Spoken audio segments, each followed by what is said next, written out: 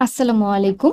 ৪৯তম special BCS প্রস্তুতির জন্য subjective প্রস্তুতির জন্য আপনাদের সবাইকে স্বাগত। আমি দিলরুবা ফাতিমা বৃষ্টি 38 বিসিএস এরই আপনাদের এই যে কাঙ্ক্ষিত ক্যাডারটির জন্য আপনারা আসছেন সেই সাধারণ শিক্ষা ক্যাডারের একজন সদস্য। প্রথমে বলতে যাচ্ছি ৪৯তম বিসিএস এর একটি প্রস্তুতি সম্পর্কে। আমরা জানি পিএসসি প্রায় ২০ বছর পরে একটি স্পেশাল বিসিএস এর ঘোষণা দিয়েছেন। যারা শিক্ষা ক্যাডারকে, যারা শিক্ষকতাকে মন থেকে নিতে চান এবং সেই সাথে এই চাকরির বাজারে একজন সরকারি প্রথম শ্রেণীর গ্যাজেটেড কর্মকর্তা হতে চান, তাদের জন্য এটি একটি অসাধারণ সুযোগ। আপনাদের ১৩০০ নম্বরের প্রিলি, রিটেন এবং ভাইবার যে দীর্ঘ সময় যেতে হতো, পিএসসি সেটিকে কমিয়ে মাত্র ৩০০ নম্বরে নিয়ে এসেছে। আপনারা সবাই জানেন ইংরেজির জন্য পিএসসি সাবজেক্ট রেখেছে সাধারণ কলেজে ৫০টি এবং স্পেশালগুলোর জন্য টিচার্স ট্রেনিং কলেজের জন্য আছে ৪টি সিট। তার মানে এই ৫০টির জন্য একক সাবজেক্ট হিসেবে ইংরেজিতে সব থেকে বেশি কিন্তু প্রতিযোগিতা হবে।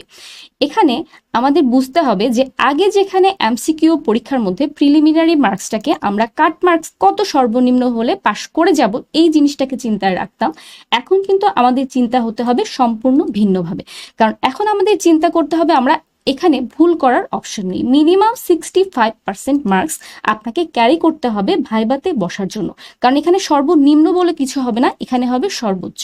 আপনার নিজের প্রতিযোগী কারা? আপনার সঙ্গে প্রতিযোগী তারা যারা এখন সদ্য গ্র্যাজুয়েট হয়েছে ইউনিভার্সিটিগুলো থেকে, যে সদ্য গ্র্যাজুয়েট হয়েছেন ইংরেজি সাহিত্যে, ভাষা এবং সাহিত্যে, তারা কিন্তু এখন ফ্রেশ ব্রেন নিয়ে সম্পূর্ণটা মনে রেখেছেন। কিন্তু আপনারা যারা ইতিমধ্যে এই চাকরির প্রতিযোগিতামূলক পরীক্ষাগুলোর মধ্যে আছেন, তারাও একটি জায়গায় কিন্তু এগিয়ে আছেন। সেটি কোথায় আপনারা এগিয়ে আছেন? আপনারা জানেন ঠান্ডা মাথায় কিভাবে এমসিকিউর প্রস্তুতিটা পরীক্ষার মধ্যে কাজে লাগাতে হয়। তাহলে বলা যায় যে দুপক্ষই কিন্তু এখানে কিছুটা বেনিফিট পাচ্ছেন।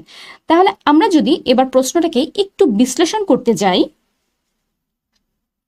এখানে আমার পরিচিতি, ইতিমধ্যে আমি আপনাদের ইংরেজি মেন্টর হিসেবে নিজের পরিচিতি দিয়েছি। আমি দিলরুবা ফাতিমা বৃষ্টি।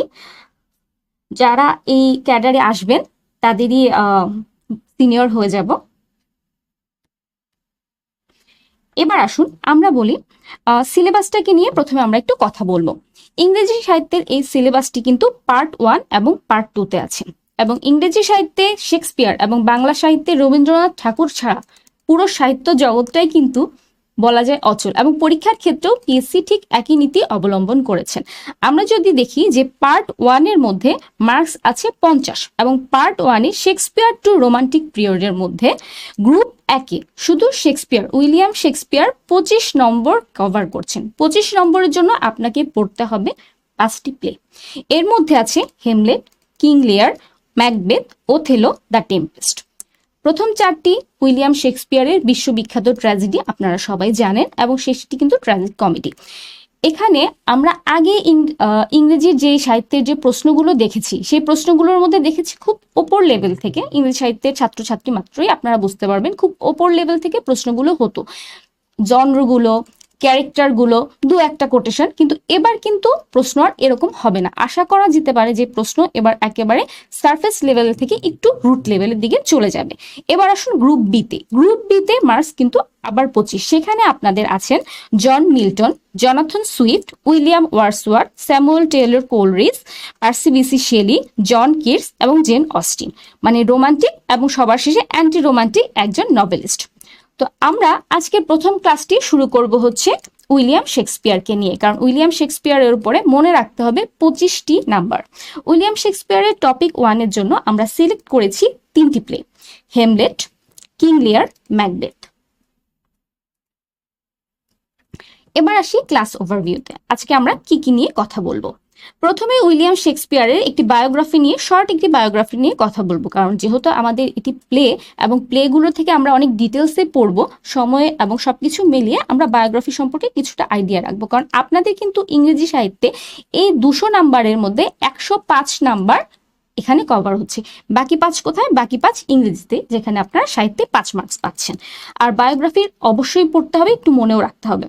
লিটারারি ওয়ার্ডসগুলো যেগুলো আছে সেগুলো সম্পর্কে আমরা একটু জানবো, আরেকবার একটু ঝালিয়ে নেব নিজেকে, এবং সেই সাথে আমরা এই 3টি প্লের কি কি ডিটেলস পড়বো সেটা সম্পর্কে একটু জানবো। আমরা একটু শর্ট সামারি আকারে পড়ে নেব, কারণ সামারিগুলো জানা থাকলে এবং মনে থাকলে যে জিনিসগুলো অবশ্যই আপনাদের পড়া, কারণ এই সিলেবাসটি পিএসসি কিন্তু ন্যাশনাল ইউনিভার্সিটির সিলেবাসের শুধু না, বরঞ্চ বিভিন্ন ইউনিভার্সিটির সিলেবাসগুলোকে মিঙ্গেল করে একটা চমৎকার সিলেবাস তৈরি করেছে। তাই সেখানে আমরা একটু সামারিগুলো অবশ্যই পড়ে নেব, থিমসগুলো জানতেই হবে, এবং সেই সাথে ক্যারেক্টার্স, যেগুলো এমসিকিউতে আমার ধারণা অবশ্যই আসবে কয়েকটা ক্যারেক্টারের নাম, এবং কিছু কোডগুলো অবশ্যই মনে রাখতে হবে। অনেকগুলো কোড অনেকবার যখন আমরা শুনবো, যেহেতু আমাদের এটা রিটেন এক্সাম না যে আমাদের লাইন টু লাইন লিখতে হবে, আমরা যখন এগুলো বারবার পড়ে যাব, শুনবো, ইনশাল্লাহ আপনাদের সবার মাঝখানে এই কোর্সগুলো মনে থাকবে, একটা ভালো মার্কস চলে আসবে। এবং শেষে আমরা প্রিভিয়াস ইয়ারের কোশ্চেনগুলো একটু অ্যানালাইসিস করব। এখানে প্রিভিয়াস ইয়ারের কোশ্চেনের আবেদন আমি বলবো কিছুটা কম, কারণ এই বিসিএসটি অন্যান্য বিসিএস এর থেকে কিন্তু অনেকটাই আলাদা। প্রিভিয়াস ইয়ারের কোশ্চেন, আবারও বলছি, যেরকম সারফেস লেভেল থেকে হচ্ছে, এবারের প্রশ্নগুলো এবার আরেকটু ডিপ এবং আরেকটু স্ট্যান্ডার্ড আশা করা যেতে পারে। এবার আসুন উইলিয়াম শেক্সপিয়ার বায়োগ্রাফি।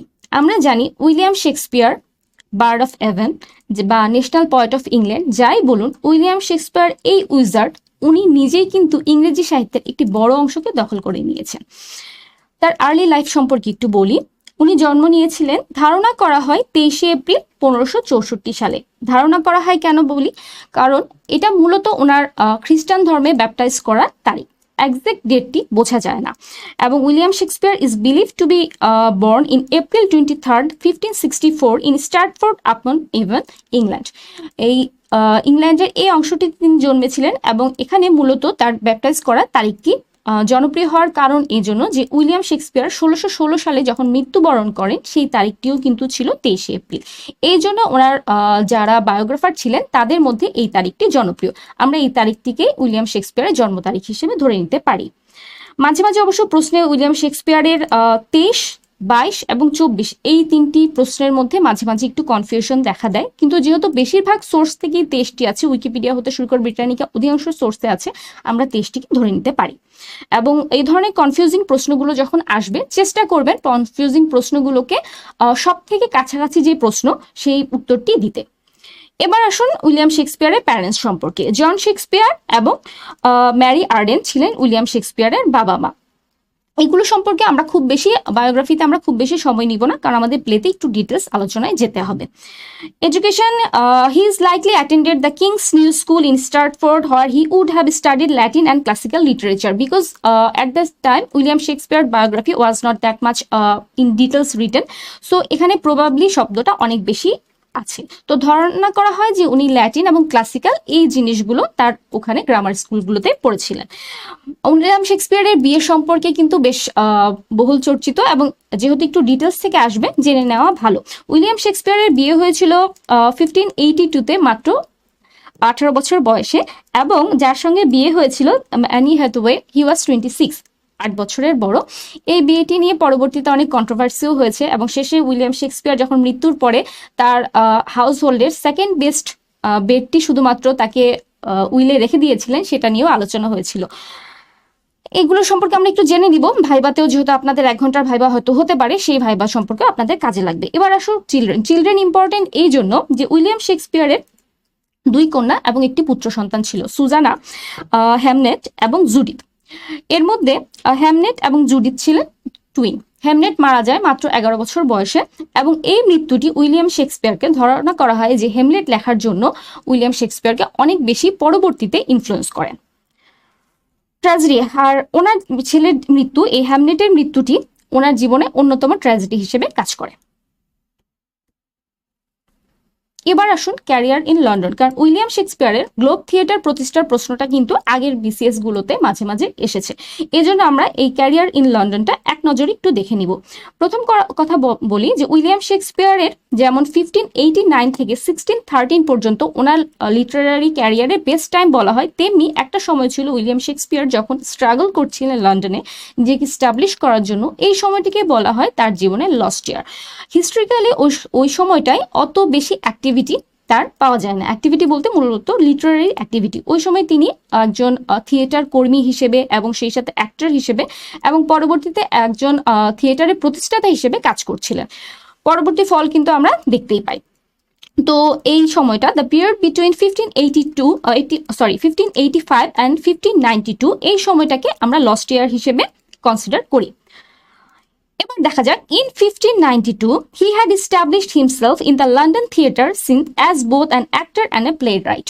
উইলিয়াম শেক্সপিয়ারের বায়োগ্রাফি থেকে জানা যায় উইলিয়াম শেক্সপিয়ার কিন্তু তার বিভিন্ন নাটকে বিভিন্ন ছোট ছোট রোলগুলো করতেন, যেমন হেমলেটের ঘোস্ট ক্যারেক্টারটা উনি বেশ কয়েকবার প্লে করেছেন বলে জানা যায়। অ্যাক্টিং কোম্পানি, এটা সম্পর্কে একটু জেনে নেবেন।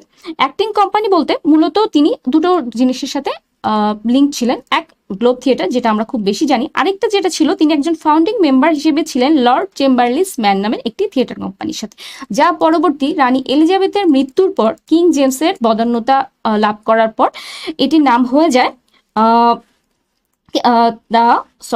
Kingsman in 1603। এটি কিংসম্যান, লর্ড চেম্বারলিন্স ম্যান থেকে কিংসম্যানে পরিণত হয়। এবং গ্লোব থিয়েটার উইলিয়াম শেক্সপিয়ারের একটি বিখ্যাত প্রতিষ্ঠান এবং এখন পর্যন্ত যা বহুল চর্চিত। এবার আসুন উইলিয়াম শেক্সপিয়ারের প্লেগুলো সম্পর্কে এবং সেই সাথে সনেট এবং যা যা লিটারারি ওয়ার্কস তার আছে। উইলিয়াম শেক্সপিয়ার মোটামুটি 39 প্লে লিখেছেন। 39টি এজন্য যে আরেকটি প্লের অংশটি পাওয়া যায় না, তাই বিগত বছরের প্রশ্নে কিন্তু 38টি প্লের প্রশ্নের উত্তরও আমরা নিতে দেখেছি। তো 38 অথবা 39 এই দুটো তথ্য আমরা মনে রাখবো, তবে 39টি বেশি সোর্সের মধ্যে পাওয়া যায়। এর মধ্যে আমরা যদি প্লেগুলোকে ক্যাটাগরি করি, তাহলে ক্যাটাগরিগুলোর মধ্যে দেখব উইলিয়াম শেক্সপিয়ারের প্লেগুলো মূলত ট্র্যাজেডি, কমেডি, হিস্ট্রি এবং সবার শেষে ট্র্যাজি কমেডি একটা ভার্সনে কিন্তু আছে। উইলিয়াম শেক্সপিয়ারের ফেমাস ট্র্যাজেডিগুলোর মধ্যে আছে হেমলেট, ওথেলো, কিং লিয়ার, ম্যাকবেথ, রোমিও অ্যান্ড জুলিয়েট। আর এর মধ্যে 4টি কিন্তু ইতিমধ্যে আপনাদের সিলেবাসে কভার করেছে।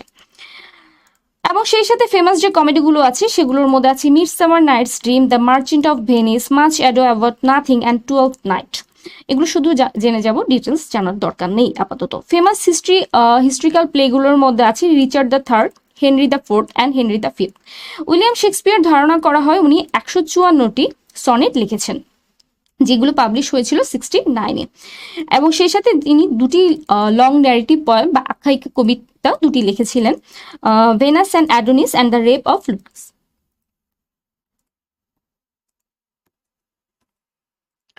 এবার আসুন উইলিয়াম শেক্সপিয়ারের বায়োগ্রাফির শেষের দিকে। উইলিয়াম শেক্সপিয়ার ধারণা করা হয় যে তিনি তার মৃত্যুর 3 বছর আগে 1613-এ রিটায়ার করেন এবং ততদিনে উইলিয়াম শেক্সপিয়ার তার লিটারারি ওয়ার্কস, থিয়েট্রিক অর্গানাইজেশন, এগুলো থেকে যে অর্থ উপার্জন করেছিলেন তাতে মোটামুটি উনি একজন সচ্ছল মানুষ হিসেবে ওখানে রিটায়ার করেন। এবং স্ট্র্যাটফোর্ড, তিনি তার গ্রামে ফেরত আসেন 1613-এ, মারা যান April 23, 1616 at the age of 52 only. এই তারিখ দুটো একটু মনে রাখবেন, কারণ এই তারিখগুলো অনেক পরীক্ষায় বারবার এসেছে। এবং ওনাকে কবর দেওয়া হয় হলি ট্রিনিটি চার্চ অ্যাট স্ট্র্যাটফোর্ড আপন এভেন, ওখানে। এবং ওনার মৃত্যুর পরে উইলিয়াম শেক্সপিয়ারের জীবন দশায় তার অধিকাংশ প্লেগুলোকে পাবলিশ করা হয়েছিল। ফলস্বরূপ আমরা অধিকাংশ প্লেগুলোকে মোটামুটি বিখ্যাত গুলোকে অবিকৃত আকারে পাই, এবং বাকিগুলো যেন ধ্বংস না হয় বা বিকৃত না হয় এর জন্য ওনার মৃত্যুর পরে 1623-এ 1623 সালে কিন্তু তার প্রথম কম্পাইলেশনে 36টি প্লে নিয়ে তার ফার্স্ট ফলিওটি পাবলিশ করেন তার দুইজন ফলো অ্যাক্টরস এবং colleague, previous colleague John Heminges and Henry কন্ডেল।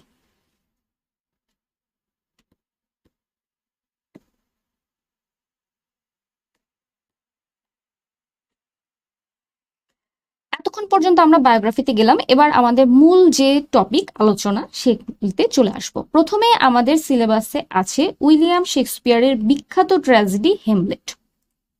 Hamlet সম্পর্কে প্রথমে যে কথাটি আসে যে ট্র্যাজেডি, রিভেঞ্জ ট্র্যাজেডি, এই জনরার মধ্যে সব থেকে বেশি হ্যামলেটের যে কোশ্চেনটি রিপিটেডলি এসেছে এবং যে কোটেশনটি আপনারা সবাই অবশ্যই মনে রাখবেন, to be or not to be, that is the question. This is the central question, theme and what to say all about Hamlet. William শেক্সপিয়ারের লংগেস্ট ট্র্যাজেডি এবং লংগেস্ট প্লের মধ্যে কিন্তু হেমলেট আছে। ধারণা করা হয় বিভিন্ন এডিশন থেকে প্রায় 4000 লাইন এবং 29,000 শব্দের এই দীর্ঘ 5 অ্যাক্টের প্লেটির মধ্যে পুরো প্লেটির প্রিভেইলিং কোশ্চেন কিন্তু ছিল to be or not to be. Hamlet কি প্রতিশোধ নেবেন? জীবন এবং মৃত্যুর মাঝখানে প্রতিশোধের এই প্রশ্নটি, ফিলিয়াল ডিউটি এবং সেই সাথে আইডেন্টিটি, এই যে ক্রাইসিস, এটাই কিন্তু হেমলেটের মূল কথা। ধারণা করা হয় এটি 1599 থেকে 1599 থেকে 1601 সালের মধ্যে লেখা হয়েছে। এটির সেটিং কিন্তু Elsinore the royal castle in Denmark. এই তথ্যটা কিন্তু ইম্পর্টেন্ট, আমরা অবশ্যই প্রত্যেকটা সেটিং মনে রাখার চেষ্টা করব। ডেনমার্ক, স্কটল্যান্ড, ইংল্যান্ড, এই প্রশ্নগুলো নিয়ে কিছুক্ষণ পরে কিন্তু আমাদের একটু কনফিউশন হবে, কারণ যেহেতু এই স্পেশাল বিসিএস এ আপনাদের প্রচুর তথ্য মনে রাখতে হবে, তাই এই সেটিংগুলো একটু আলাদা করে মনে রাখার চেষ্টা করবেন। মূলত উইলিয়াম শেক্সপিয়ার হেমলেটের এই লেখাটি নিয়েছিলেন কিন্তু একটি স্ক্যান্ডিনেভিয়ান লেজেন্ড অ্যামলেট থেকে, যে জিনিসটি পরবর্তীতে 13th সেঞ্চুরিতে ক্রনিকেল স্যাক্সো গ্রামাটিকাস থেকে উনি এটা নিয়েছিলেন বলে ধারণা করা হয়। এবার আসুন সংক্ষেপে আমরা প্লট সামারি সম্পর্কে একটু আলোচনা করব। Prince Hamlet of Denmark is visited by the ghost of his father, who reveals that he was murdered by Hamlet's uncle Claudius, who has since married Hamlet's mother Gertrude and seized the throne. একদম opening সিনে আমরা দেখতে পাই জার্মানিতে অধ্যয়নরত Prince Hamlet চলে এসেছেন তার বাবার মৃত্যুর সংবাদ শুনে। বাবার মৃত্যুর সংবাদে অলরেডি যিনি এত শোকাগ্রস্ত, তিনি পরবর্তীতে আরো একটা বেশি ধাক্কা খান। কিভাবে? প্রিন্স হিসেবে তিনি কিন্তু রয়্যাল থ্রনের পরবর্তী দাবিদার ছিলেন, কিন্তু তার চাচা ক্লডিয়াস তাকে হটিয়ে সেই জায়গাটি দখল করেছে। শুধুমাত্র তাই না, তার মা গার্ট্রুডও কিন্তু খুব দ্রুত বা খুব হ্যাস্টেলি ম্যারেজের মাধ্যমে হেমলেটকে দ্বিতীয় আঘাতটি দিয়ে দেন।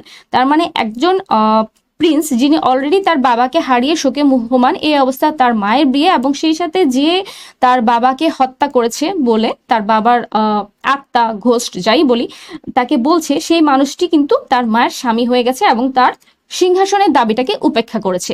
এই অবস্থায় কিন্তু হেমলেটটা শুরু হয়েছে। To avenge his father's death, Hamlet feigns madness. He arranges for a troupe of actors to perform a play that mirrors the murder, and Claudius' guilty reaction confirms his guilt. William শেক্সপিয়ারের Hamlet কিন্তু আমরা প্রথমেই দেখি Hamlet খুব মরণফুল অবস্থায়, যখন তার বাবার ঘোস্ট তাকে রিমাইন্ড করে এবং তাকে রিপিটেডলি বলতে থাকে যে তার মৃত্যুর প্রতিশোধ নিতে, তিনি কিন্তু তার মধ্যে একটা ইনঅ্যাক্টিভিটি কাজ করে, তার মধ্যে এক ধরনের কোশ্চেন কাজ করে, এটা কি সত্যি, এবং বিভিন্নভাবে উনি চেষ্টা করেন জানার জন্য যে এই জিনিসটা সত্যি কিনা। এই জন্য প্লের ভিতরে কিন্তু আমরা আরেকটা প্লেকে খুঁজে পাই, আর এই প্লের মধ্যে এই জিনিসটাকে প্রতিশোধটা নেওয়ার জন্য কিন্তু ফেইন ম্যাডনেসের কাজটা হেমলেট আস্তে আস্তে চালু করা শুরু করেন, এবং ক্লডিয়াস কিন্তু ইতিমধ্যে সাসপিশাস হয়ে যায় যে এই ম্যাডনেসটা হয়তো নাও হতে পারে। আমরা যখন ডিটেলস পড়েছিলাম তখন কিন্তু দেখবো যে প্লের ভিতরে পলোনিয়াস, যে হচ্ছে হেমলেটের আকাঙ্ক্ষিত নারী ওফিলিয়ার বাবা, পলোনিয়াস কিন্তু বলেই ফেলেন যে এটা যদি ম্যাডনেসও হয়, সেই ম্যাডনেসের মধ্যেও কিন্তু একটা ধরন আছে, মানে তার এই যে ফেইন ম্যাডনেস, এটা কিন্তু একটা শক্তিশালী prominent theme, real madness and feign madness.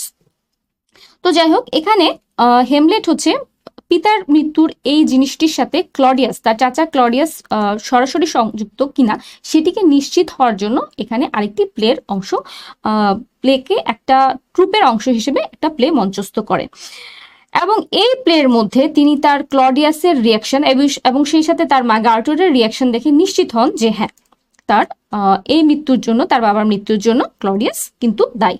এবং সেই সাথে নিজের সলিলকির মাধ্যমে কিন্তু হেমলেট গার্ট্রুডকেও রিমাইন্ড দিয়ে দেন যে তিনি এক ধরনের ইনসিস্টাস ম্যারেজের মাধ্যমে কি ধরনের মোরালিটি ডিগ্রেডেশন করেছেন।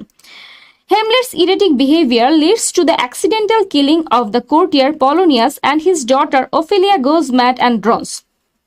Claudius, fearing Hamlet, plots with Polonius' son Leotrus to kill him in a duel.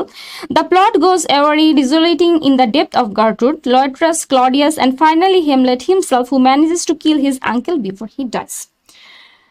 এই পুরো প্লেটার মধ্যে কিন্তু অ্যাকশনের থেকে সাইকোলজিক্যাল অ্যানালাইসিসটা অনেক বেশি।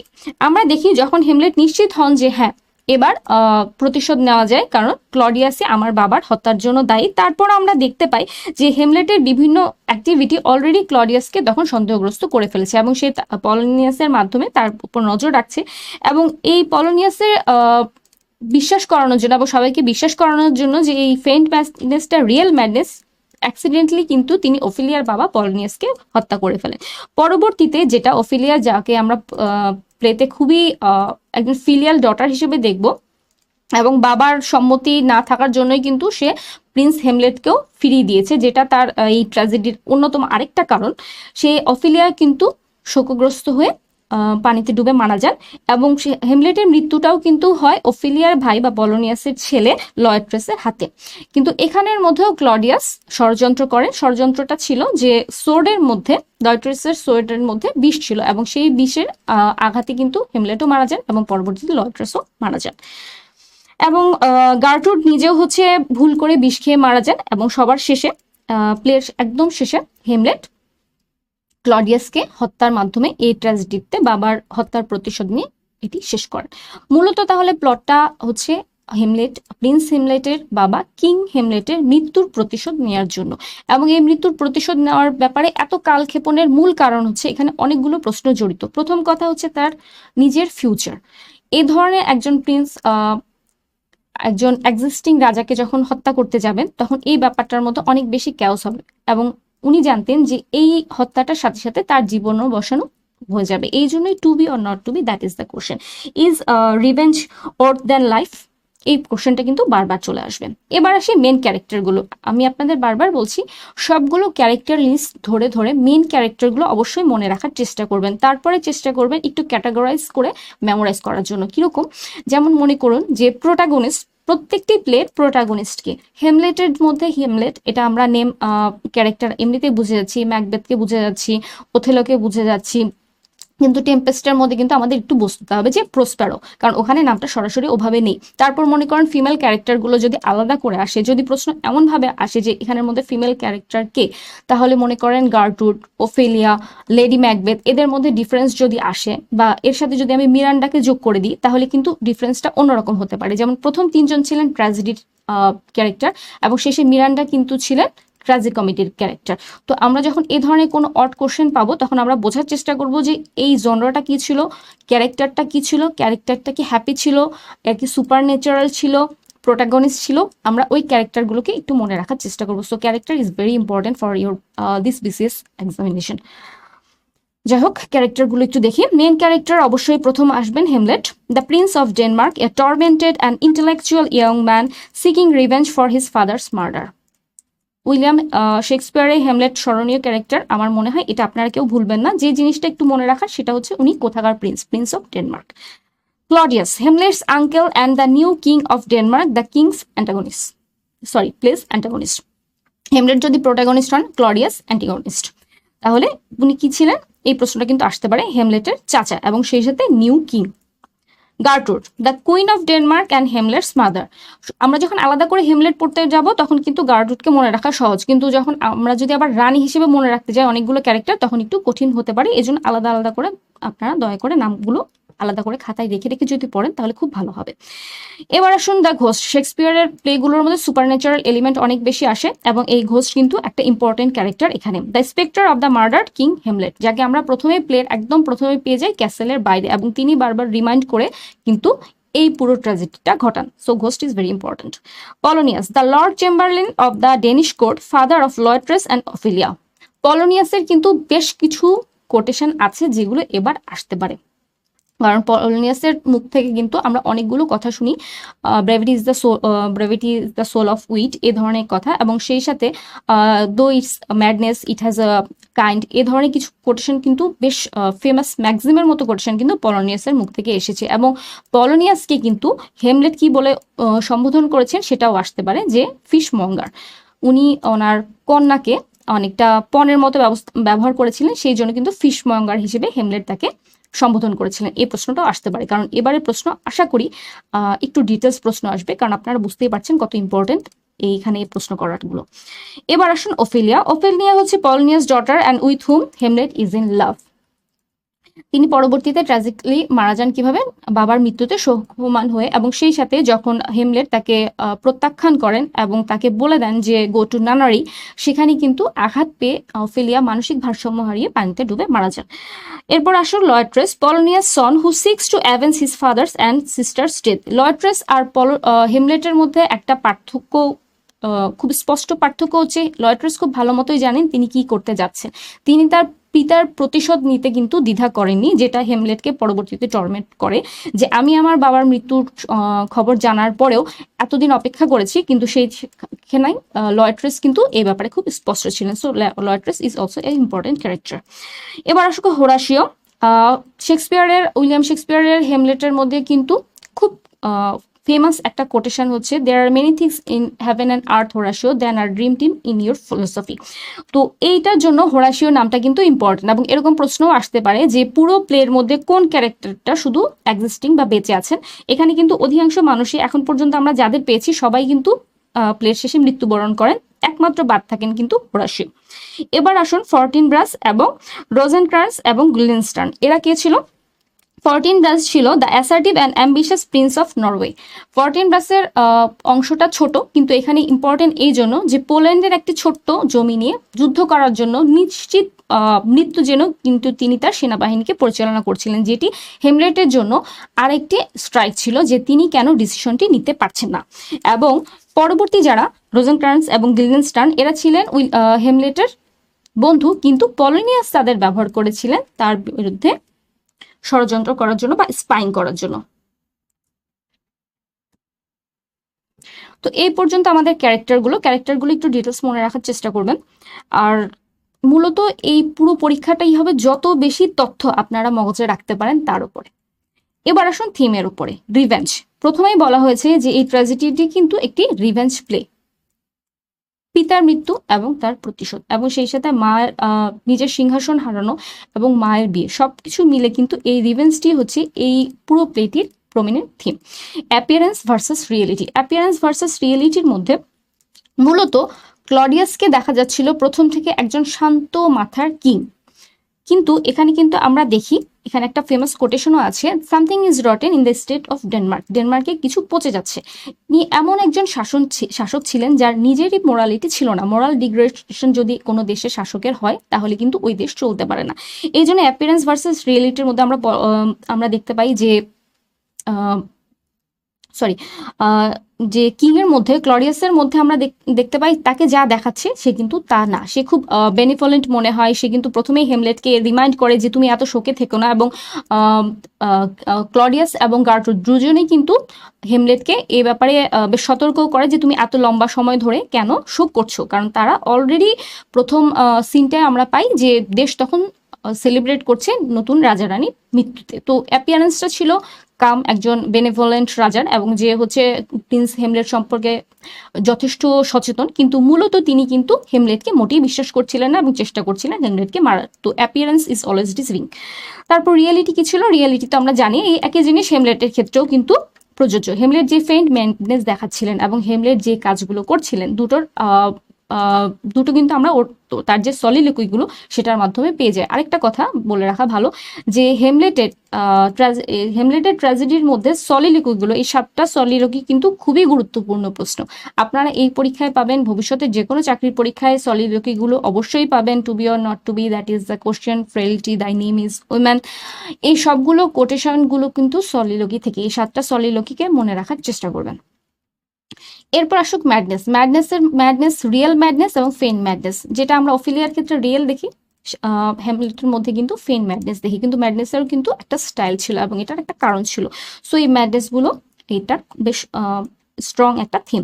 এরপর আছে করাপশন, মোরাল করাপশন, যেটা অলরেডি বলেছিলাম ক্লডিয়াস এবং সেই সাথে পলোনিয়াস, অনেক ক্যারেক্টারের মধ্যে আমরা এগুলো পাচ্ছি। Morality and death, action and inaction. Action and inaction থিমটা একটু বেশি ইম্পর্টেন্ট, কারণ যেহেতু শেক্সপিয়ারের প্রিন্স হেমলেটের পুরো ক্যারেক্টারটাই কিন্তু অ্যাকশন আর ইনঅ্যাকশনের এই যে মাঝখানে ঝুলন্ত অবস্থাটা সেটার মধ্যে আছে, তাই অ্যাকশন আর ইনঅ্যাকশনটা সম্পর্কে আমরা একটু মনে রাখার চেষ্টা করব। এবার আসুন কিছু ফেমাস কোট। এগুলো ছাড়াও আরো বেশ কিছু কোটেশন আছে, কিন্তু মোটামুটি এগুলো খুব ইম্পর্টেন্ট, তাই আমরা এই জিনিসগুলো মনে রাখার চেষ্টা করব। Something is rotten in the state of Denmark, doctor Marcellus বলেছিলেন অ্যাক্ট 1 সিন 4-এ।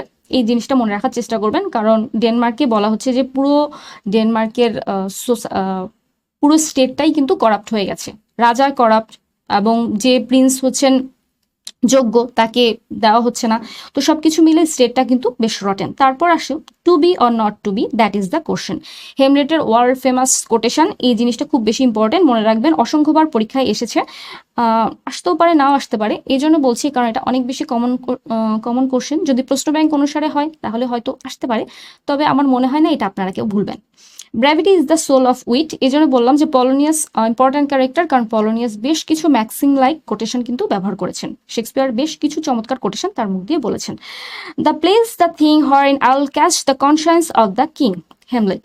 এখানে কিন্তু এটাও হেমলেটের একটা সলিলকি, যে সলিলকির মাধ্যমে হেমলেট চেষ্টা করেছিলেন যে তিনি নিশ্চিত হবেন, যখন তাকে তার বাবার ঘোস্ট বারবার রিমাইন্ড করছিল যে প্রতিশোধ নাও, তিনি নিজের কনসায়েন্সের কাছে একদম ক্লিয়ার হওয়ার জন্য বলছিলেন যে হ্যাঁ, আমাকে একটা প্লের মঞ্চস্থ করতে হবে যার মাধ্যমে আমি বুঝতে পারবো যে এই যে আমি যাকে হত্যা করতে যাচ্ছি তিনি আসলেই তাই কিনা। এবং আমরা পরবর্তীতে কিন্তু দেখতে পাই যে এই প্লের মাধ্যমে হেমলেট নিশ্চিত হন।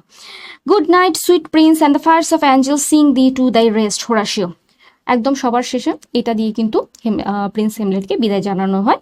দেয়ার are many things in heaven and earth, Horatio, than are dreamed of in your philosophy. Hamlet যে জিনিসটা বললাম যে স্বর্গ এবং মর্তে অনেক কিছুই আছে, এই জিনিসটা এখানে ইম্পর্টেন্ট। ফ্রেলটি দাই নেম ইজ ওমেন অসংখ্যবার প্রশ্নে এসেছে। এবার আসা যাক আমাদের উইলিয়াম শেক্সপিয়ারের দ্বিতীয় যে ট্র্যাজেডি কিং লিয়ারের মাধ্যমে। কিং লিয়ারের প্রশ্ন কিন্তু বিগত বছরের প্রশ্নগুলো যদি আমরা দেখি, বিভিন্ন চাকরির পরীক্ষায় কিং লিয়ার থেকে বেশ প্রশ্ন আসে। এর মধ্যে সব থেকে বেশি যেটা যেটা আসে সেটা হচ্ছে দুটো quotation, I am a man more sinned against the sinning. এই কোটেশন কিন্তু অসংখ্যবার এসেছে।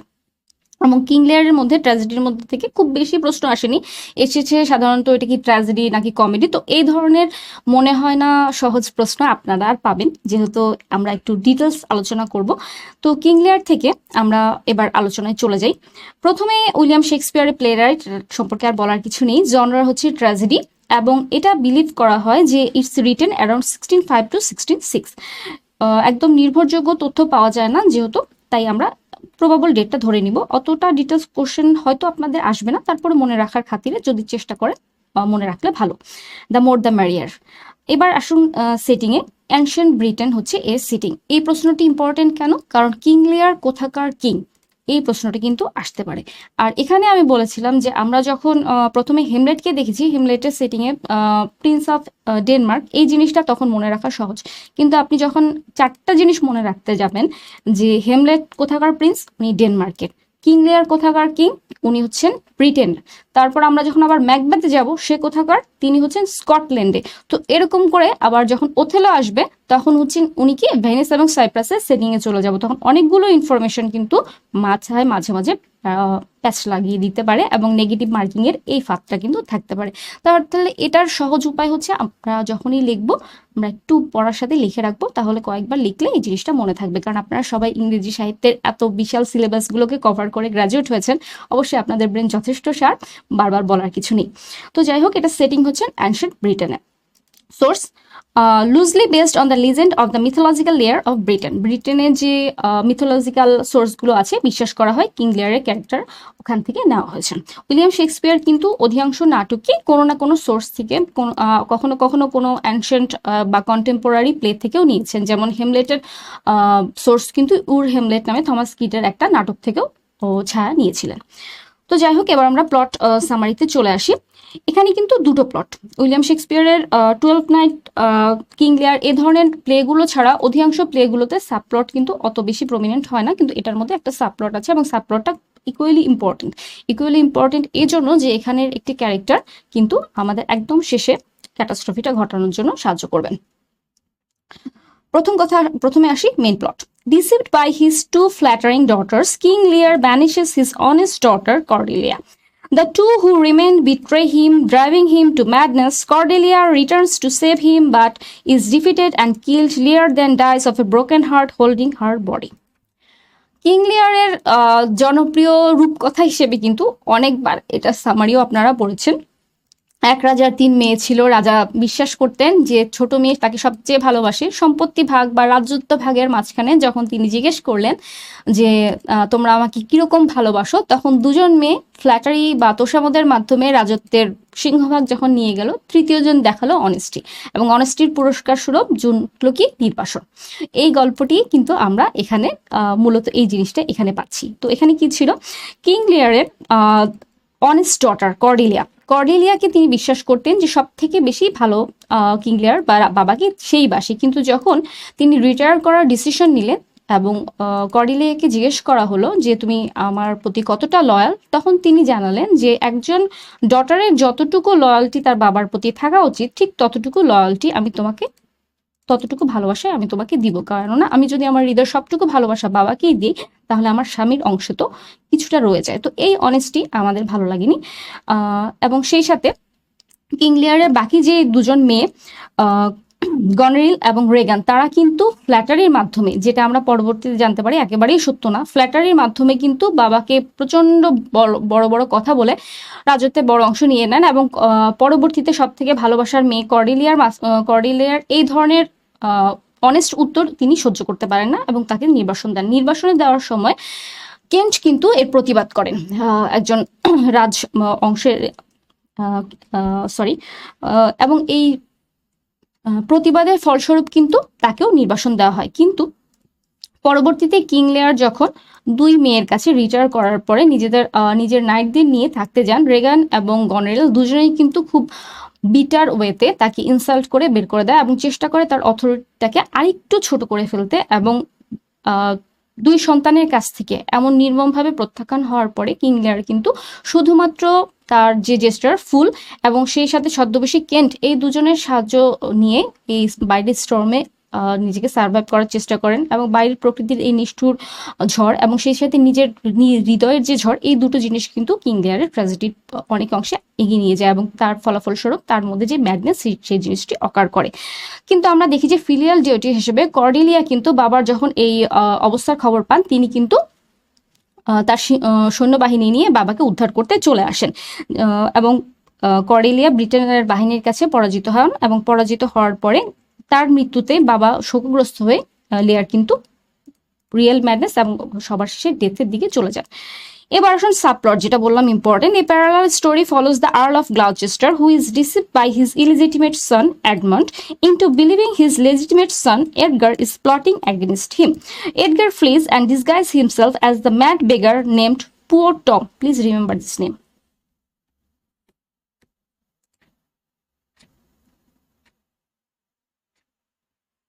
Later, Gloucester is blinded by Regan and her husband Cornwall for helping Lear. Meanwhile, Cordelia, who has been married the King of France, returns to Britain with an army to save his father. আমরা দেখি যে সাবপ্লটের যে এডগারের বিরুদ্ধে Earl of গ্লচেস্টারের যে অবৈধ সন্তান, সে কিন্তু Edmund কিন্তু বাবার কান ভারী করে এবং বাবাও কিন্তু বিশ্বাস না করে একেবারে কিং লেয়ারের মতো একই ঘটনাও কিন্তু এখানে ঘটে। কথাকে বিশ্বাস করা হয়েছে কাজের থেকে। এবং এডগার যখন পরবর্তীতে নির্বাসিত হয়ে যায় এবং সে নিজেকে পুয়ার টমের একজন বেগার হিসেবে ছদ্মবেশ নিয়ে কিন্তু সার্ভাইভ করার চেষ্টা করে। আর মিনহোয়াইল এই সময় কিন্তু ডাউরি বা যৌতুক বঞ্চিত কর্ডিলিয়ার বিয়ে হয়ে কিন্তু ফ্রান্সের কিং এর সাথে, এবং পরবর্তীতে ফ্রান্সের সেনাবাহিনী নিয়ে কিন্তু সে চেষ্টা করেছিল বাবাকে উদ্ধার করা। এবং সেই একই জিনিস কিন্তু গ্লচেস্টারের ভাগ্যেও ঘটে, কারণ গ্লচেস্টারকেও তার ছেলে একই রকম ভাবে ঠকায়, বিশ্বাসঘাতকতা করা হয় এবং ফলাফল স্বরূপ পরবর্তীতে কিং লিয়ারের মেয়ে রেগান এবং তার হাজবেন্ডের হাতে নির্মমভাবে নিষ্ঠুরভাবে নির্যাতিত হয়ে ব্লাইন্ডেড হয়ে যান কিন্তু আর্ল অফ গ্লচেস্টার, এবং শেষে তাকে সাহায্য করে তারই সেই নির্বাসিত ছেলে। একই জিনিস কিন্তু দুজন মানে প্লট এবং সাবপ্লট দুটোর মধ্যে কিন্তু একই জিনিস ঘটছে। তাই এখানে ফিলিয়াল ডিউটি কিন্তু একটা ইম্পর্টেন্ট থিম। এখন ট্র্যাজিক কনক্লুশনটা আরেকবার দেখা যাক। The British force led by Edmund defeat the French and Lear and Cordelia are captured. Edmund secretly orders their execution in a climatic series of events. Goneril poisons Regan and then kills herself. Edgar mortally wounded Edmund in a duel. Despite Edmund's dying confession, the order to execute Cordelia arrives too late. Lear enters carrying Cordelia's dead body and then dies of a broken heart. এই tragic কনক্লুশনটা কিন্তু খুব important. কেন? প্রথম কথা, এখানে অনেক বেশি ঘটনা ঘটে গেছে। যেমন এডমন্ড, এখানে সাবপ্লটে এডমন্ডকে আমরা দেখি যে লিয়ারের যে দুই মেয়ে, যারা এখন ব্রিটেনের বলা যায় সিংহভাগ অংশ যাদের কাছে আছে, তারা দুজনেই কিন্তু একই সাথে এডমন্ডের প্রেমে পড়ে এবং এডমন্ডের প্রেমে পড়ে তারা দুজনের বিরুদ্ধে ষড়যন্ত্র করে। ফলাফল স্বরূপ লিয়ারের যে বড় কন্যা, সে কিন্তু তার দ্বিতীয় জনকে হত্যা করে এবং নিজেও আত্মহত্যা করে। এবং অন্যদিকে এডমন্ড অনেক বেশি উচ্চাকাঙ্ক্ষী হয়ে যায়। সে সিক্রেটলি লেয়ার এবং কর্ডেলিয়া যাদেরকে ধরে রাখা হয়েছিল পরাজিত হওয়ার পর, তাদের কিন্তু এক্সিকিউট করার সে নির্দেশ দিয়ে দিয়েছিল। হ্যাঁ, যখন একদম সবার শেষে মৃত্যুবরণ করার সময় এই আদেশটি সে রিভোক করার চেষ্টা করে, কিন্তু পরবর্তীতে ততক্ষণ অনেক দেরি হয়ে যায়। আমরা দেখি এর মধ্যে প্লেটি যখন আমরা ডিটেলস নিশ্চয় পড়েছি, তখন কিন্তু প্লের মধ্যে আমরা দেখি যে এই সময়টির মধ্যে কিং লেয়ার চেষ্টা করেছিল নিজের জীবনের সর্বশেষ অংশে খুশি খুঁজে নিতে, কারণ তখন তিনি তার প্রিয় কন্যা কর্ডেলিয়ার সাথে ছিলেন এবং মনে হচ্ছিল যে এই জেলের ভেতরে থাকলেও জীবনের বাকি অংশটি তিনি খুব সুন্দরভাবে সময়টি কাটাতে পারবেন। কিন্তু প্রিয় মেয়ের মৃত্যুর পরে আমরা কিন্তু হার্ট ব্রোকেন লেয়ারকে পাই, এবং যিনি কিং লেয়ার পরবর্তীতে এই শোক সহ্য না পেরে কিন্তু মৃত্যুবরণ করেন। মেইন ক্যারেক্টার্সগুলো, যে কথা বারবার বলছি আবারও বলবো, ইম্পর্ট্যান্ট। প্রথম কথা হচ্ছে কিং লেয়ার। কিং লেয়ারের ক্যারেক্টার, প্রোটাগনিস্ট, কিং লেয়ারের ক্যারেক্টারের পুরো ট্রেডগুলো আমরা বারবার মনে রাখার চেষ্টা করব, এবং যেহেতু উনি একটা ট্র্যাজিক ক্যারেক্টার, ট্র্যাজিক হিরো, তাহলে ওনার ট্র্যাজিক ফ্লটা কি ছিল সেটাও আমরা মনে রাখার চেষ্টা করব। ডিসিপশন, অ্যাম্বিশন, হাই অ্যাম্বিশন, এবং এখানে মূলত যেটা ছিল, কিং লিয়ার কিন্তু জাজমেন্টটাও ঠিক রাখতে পারেনি। উনি ওনার সন্তানদের ব্যাপারে যে জাজমেন্টটা ছিল সেটা কিন্তু রাখতে পারেনি, বরঞ্চ উনি ফ্ল্যাটারিতে বিশ্বাস করেছিলেন। The aging king of Britain and the play's tragic protagonist. এবার আসো Cordelia, Lear's youngest daughter who is banished for her honesty but remains loyal. Cordelia কিন্তু বাবার কাছে প্রত্যাখ্যান হন এবং তাকে কিন্তু ডাউরি থেকেও বঞ্চিত করা হয়, সিংহাসন থেকেও বঞ্চিত করা হয়। তারপরেও কিন্তু তিনি তার পিতাকে শেষ পর্যন্ত সাপোর্ট করার চেষ্টা করেছেন। Goneril, Lear's ruthless eldest daughter and wife of the Duke of Albany. Goneril এবং রেগান দুজনে কিন্তু ইকুয়ালি ব্রুটাল, এবং আমরা দুজনকেই সন্তান হিসেবে কিরকম হওয়া উচিত না সেই হিসেবেই কিন্তু পাই। Regan, Lear's equally cruel middle daughter and the wife of the Duke of Cornwall. Cornwall who is equally brutal. এরা দুজন মিলে কিন্তু আর্ল অফ গ্লচেস্টারকে ব্লাইন্ড করে ফেলেন। এবং এত কিছুর পরে এরা নিজেরাও কিন্তু দুই বোন একসাথে এডমন্ডের প্রেমে পড়ে, এবং যেটা আরেকটা ক্যাটাস্ট্রফি ঘটায়। Earl of Gloucester, a loyal nobleman who parallels Lear's story in his misjudgment of his own children. Earl of Gloucester king লেয়ারের একই ঘটনা বা একই মিসজাজমেন্ট কিন্তু নিজের সন্তানদের ঘটান, এবং একই রকমভাবে ট্র্যাজিক একটা ইভেন্টের মধ্যে পতিত হন। Edgar, Gloucester's legitimate son and heir who is forced into disguise. কর্ডেলিয়ার মতো এডগারও কিন্তু একই রকমভাবে অন্য সন্তানের দ্বারা ষড়যন্ত্রের শিকার হন, এবং পরবর্তীতে এডগার কিন্তু রিওয়ার্ডেড হন, কিন্তু এর আগ পর্যন্ত তাকে অনেক সাফার করতে হয় এবং বেগারের ডিসগাইজ নিয়ে নিজেকে বাঁচাতে হয় পুয়ার টম হিসেবে। এবং যখন গ্লচেস্টার অন্ধ হয়ে যান, তখন তিনি কিন্তু ডিসগাইজের মাধ্যমে নিজের বাবাকে সাহায্য করার চেষ্টা করেছেন। তাহলে ফিলিয়াল ডিউটি আমরা পাই মূলত হচ্ছে এডগার এবং কর্ডেলিয়ার মধ্যে, এবং ফিলিয়াল ডিউটি না পালন করার উৎকৃষ্ট উদাহরণ হিসেবে আমরা পাই হচ্ছে এখানে গনেরিল, রেগান এবং এডমন্ডের মধ্যে।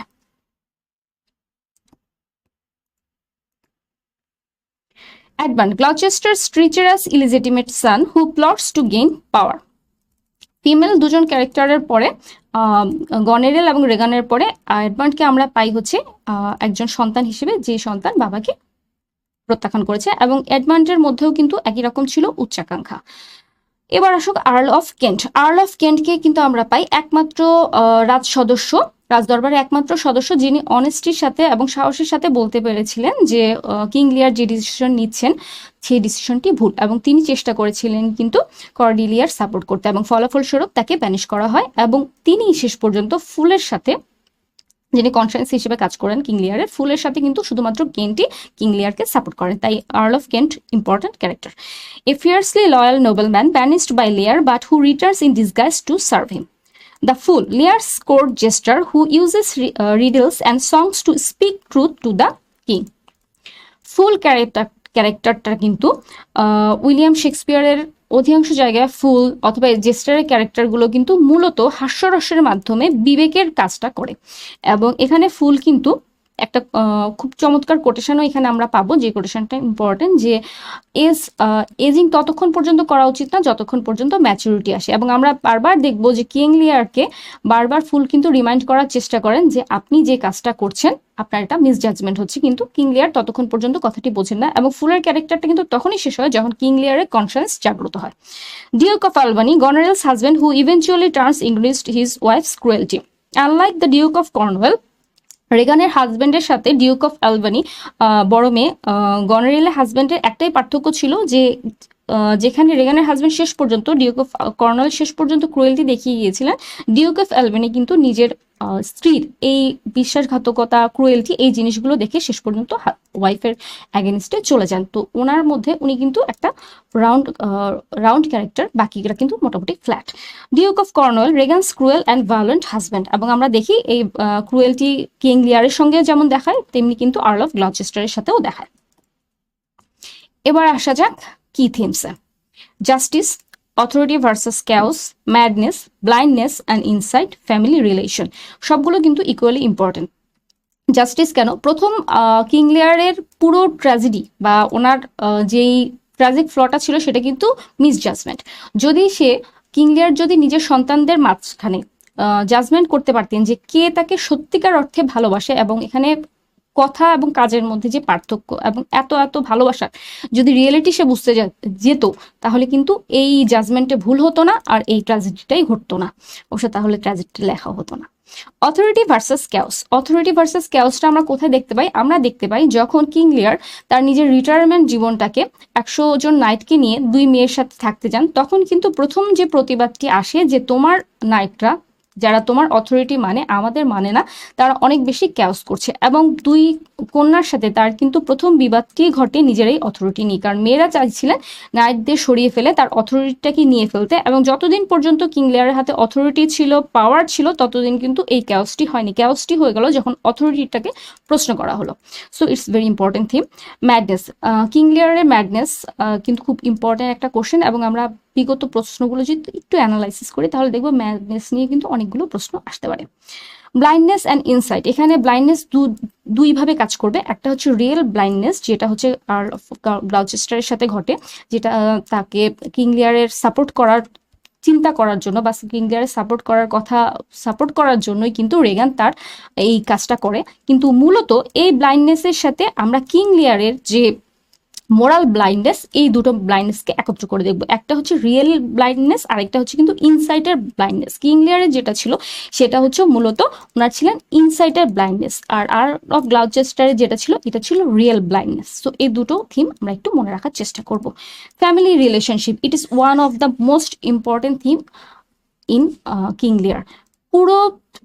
পুরো থিমটা আমরা যদি আলোচনা করতে যাই তাহলে আমরা দেখব ফ্যামিলি রিলেশনশিপের মধ্যে প্লট এবং সাবপ্লট দুটোর মধ্যেই কিন্তু একই জিনিস কাজ করছে। আমরা দেখি যে কর্ডেলিয়া ছাড়া বাকি যে দু বোনের মধ্যে কিন্তু বাবার প্রতি যে ভালোবাসা, ফিলিয়াল ডিউটি, ফ্যামিলি বন্ড, এটা দুটো কিছুই কিন্তু নেই। এবং শুধুমাত্র যে তারা বাবার প্রতি ডিসলয়াল তাও কিন্তু না, আমরা দেখি গনেরিল এবং রেগান এই দুজন ক্যারেক্টার কিন্তু তাদের হাজবেন্ডদের প্রতিও লয়াল না, কারণ তারা দুজনে কিন্তু ইকুয়ালি এডমন্ডের প্রেমে পড়ে এবং ক্যাটাস্ট্রফি একটা ঘটিয়ে দেয়, কারণ দুই বোনকে রীতিমতো ঈর্ষা করেন এবং পরবর্তীতে গনেরিল রেগানকে বিষ খাইয়ে এবং নিজে আত্মহত্যা করে মারা যায়। তো এই পুরো জিনিসটা হয়েছে কিন্তু মোরাল ডিগ্রেডেশন এবং ফ্যামিলি রিলেশনশিপ না থাকার জন্য।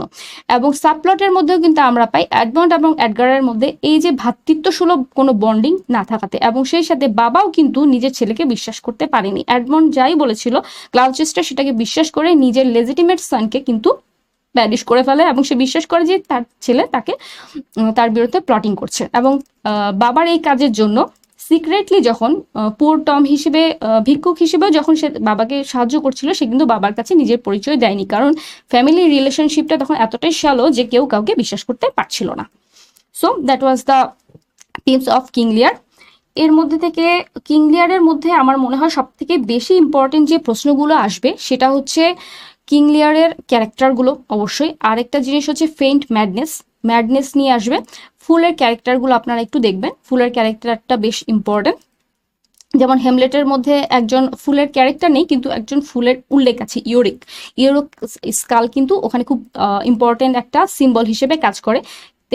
সেই একই রকম ভাবে আমরা কিন্তু এখানে ফুলের ক্যারেক্টারটা পাই, কারণ কিং লিয়ারের শুধু ফিজিক্যাল মেন্টাল টর্মেন্ট না, সেই সাথে ওনার কনসিয়েন্স হিসেবে কিন্তু ফুল কাজ করছে। তো রিপিটেডলি এই প্রশ্নগুলো আমরা দেখব, আর সেই সাথে ট্র্যাজিক যে ফ্লগুলো সেগুলো একটু খেয়াল করার চেষ্টা করব। এবার আসুন কিছু ফেমাস কোটেশনে। Nothing will come of nothing, king লিয়ারের এই কোটেশনের পারপাসটা আমরা জানি যে যখন তিনি তার মেয়ের দ্বারা কর্ডেলিয়ার দ্বারা ভার্বালি বিট্রেড হন, যে তিনি যে বোস্টফুল বা যে ফ্ল্যাটারি শুনতে চেয়েছিলেন সেটা যখন তিনি শুনতে পাননি, তখনই কিন্তু এই কোটেশনটা আসে, nothing will come of nothing and it appeared several times in examination. Thou shouldst not have been old till thou hadst bin wise. এই যে বলেছিলাম যে ফুলের এই কোটেশনটা কিন্তু ইম্পর্টেন্ট, বিশেষ করে কিং লিয়ারের ক্যারেক্টারটা বোঝানোর জন্য এবং কিং লিয়ারের কনসায়েন্স এবং সেই সাথে ইনসাইট জাগ্রত করার জন্য কিন্তু ফুলের এই কোটেশনটা বেশ ইম্পর্টেন্ট।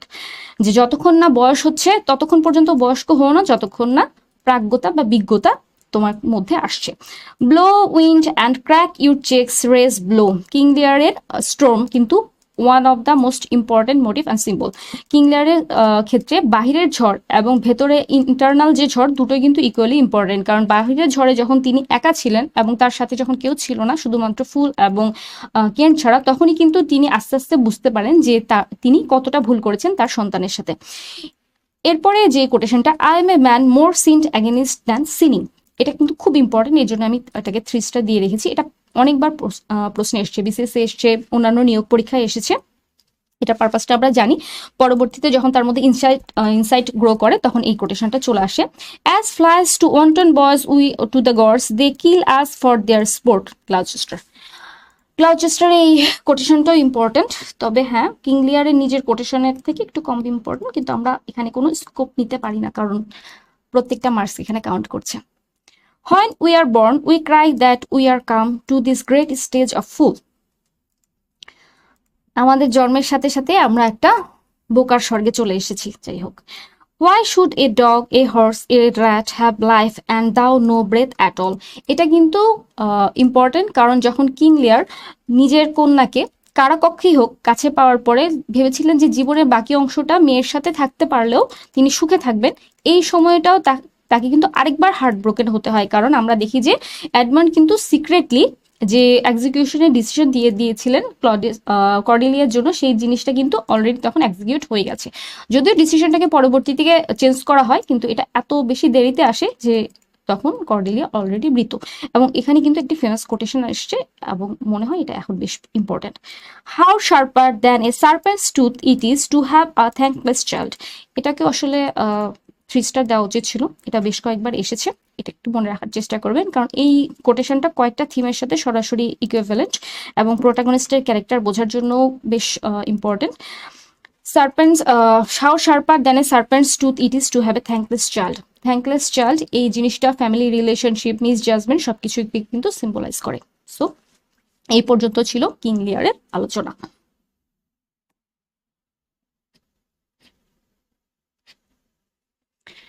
এবার আসা যাক আজকের টপিকের আমাদের যে তৃতীয় প্লেটি সেটি সম্পর্কে, ম্যাকবেথ। ম্যাকবেথ সম্পর্কে প্রথমে একটা মজার তথ্য দিই, অনেক গুরুত্বপূর্ণ আলোচনা হচ্ছে, ভারী ভারী আলোচনা হচ্ছে, ম্যাকবেথ সম্পর্কে একটা মজার তথ্য দিই যে Macbeth one of the most powerful tragedy. Powerful tragedy এই জন্য বলবো, এটা কিন্তু ট্র্যাজেডির মধ্যে শর্টেস্ট, প্লের মধ্যে না, ট্র্যাজেডির মধ্যে শর্টেস্ট কিন্তু খুব পাওয়ারফুল। আমরা দেখবো কিন্তু হেমলেটের পুরো প্লেটার মধ্যে যেখানে একটু বিরক্তই লাগে পড়তে থাকলে যে আস্তে আস্তে আস্তে আস্তে হচ্ছে, ম্যাকবেথই কিন্তু সারাক্ষণ ঘটনা ঘটছে, একেবারে প্রথম থেকে শেষ পর্যন্ত ঘটনা ঘটে যাচ্ছে। এই ম্যাকবেথ জিনিসটি কিন্তু লেখা হয়েছিল মূলত কিং জেমসের যে পূর্ববর্তী যে বংশধর ছিলেন ব্যাংকু, বিলিভ করা হয় কিং জেমস ছিলেন তার বংশধর, এবং রাজাকে খুশি করার জন্য ম্যাকবেথ কিন্তু অনেকটা লেখা হয়। এবং সেই সাথে ম্যাকবেথের রিয়েল যে ক্যারেক্টার যিনি ছিলেন, স্কটল্যান্ডের রিয়েল যে ম্যাকবেথ ছিলেন তাকে কিন্তু অতটা টাইরানিক্যাল হিসেবে আমরা দেখি না, বরঞ্চ তিনি বেশ সফল শাসকই ছিলেন, কিন্তু চরিত্রের প্রয়োজনে এবং নাটকের প্রয়োজনে উইলিয়াম শেক্সপিয়ার কিন্তু এটাকে চেঞ্জ করে ফেলেছিলেন। থিয়েটার জগতে কিন্তু ম্যাকবেথ শব্দটাকে উচ্চারণ করা হয় না, বিলিভ করা হয় যে ম্যাকবেথের একটা নাটক মঞ্চস্থ করার সময় আগুন লেগে গিয়েছিল এবং হতাহত না ঘটলেও এরপর থেকে ম্যাকবেথ শব্দটাকে থিয়েটার জগতে উচ্চারণ করা হয় না, তাকে বলা হয় the Scottish play. Scottish play শব্দটা আপনারা একটু মনে রাখবেন। যাই হোক, এটারও জনরা হচ্ছে ট্র্যাজেডি। বিলিভ করা হয় it's believe two be written around 66, setting Scotland and briefly England. ওই যে বললাম আবার সেটিং আসবে, অনেকগুলো সেটিং মনে রাখতে হবে। Source: The story is loosely based on historical accounts of King Macbeth of Scotland found in Raphael Holland's Chronicles of England, Scotland and Ireland. এবার আসুন plot summary. Following a victorious battle, Scottish General Macbeth and his friend Banquo encounter three witches who prophesy that Macbeth will become king of Scotland. Driven by ambition and encouraged by his father, Lady Macbeth, he murders King Duncan and seizes the throne. আমরা এই ম্যাকবেথের মধ্যে সবথেকে important একটা element পাই, সেটা হচ্ছে super naturalism. Super ন্যাচারালের এই অংশটিও কিন্তু মূলত কিং জেমসকে খুশি করার জন্য করা হয়েছিল, কারণ তিনি নিজেও এই জিনিসের উপর খুব আগ্রহী ছিলেন। আমরা পুরো জিনিসটার মধ্যে দেখি ম্যাকবেথের ট্র্যাজেডির মূল উদ্দেশ্য বা মূল কারণ যেখানে ছিল হচ্ছে তার আনচেকড অ্যাম্বিশন। এই অ্যাম্বিশনটা কিন্তু অ্যারাইজ হয় এই থ্রি উইচেসের প্রফেসির মাধ্যমে। তো প্রথমে আমরা পাই ম্যাকবেথকে একজন ভেলোরাস জেনারেল হিসেবে, যিনি আসছিলেন কিন্তু একটা সফল যুদ্ধের পরে তার বন্ধু ব্যাঙ্কোর সাথে। এর আগ পর্যন্ত ব্যাঙ্কোর সাথে কিন্তু তার কোনো দ্বন্দ্ব ছিল না, এবং আমরা দেখি যে ম্যাকবেথ যেখানে খুব দ্রুত এই তিন উইয়ার্ড সিস্টার বা থ্রি উইচেসের কথায় কনভিন্সড হয়ে যায়, সেখানে ব্যাঙ্কও কিন্তু একেবারেই এই কথাগুলোকে পাত্তা দেন না। তারা ম্যাকবেথকে প্রফেসি করে কি, তারা বলেন যে ম্যাকবেথ পরবর্তীতে, উনি তখন থেম অফ গ্ল্যামিস ছিলেন, পরবর্তীতে থেন অফ ক্যাডোর হবেন এবং পরবর্তীতে তিনি স্কটল্যান্ডের কিং হবেন। এই কথাটা কিন্তু তার ভেতরে যে অ্যাম্বিশন ছিল সেই জিনিসটাকে উঠায়, এবং এখান থেকে ট্র্যাজেডি শুরু। Driven by ambition and encouraged by his wife Lady Macbeth, he murders King Duncan and seizes the throne.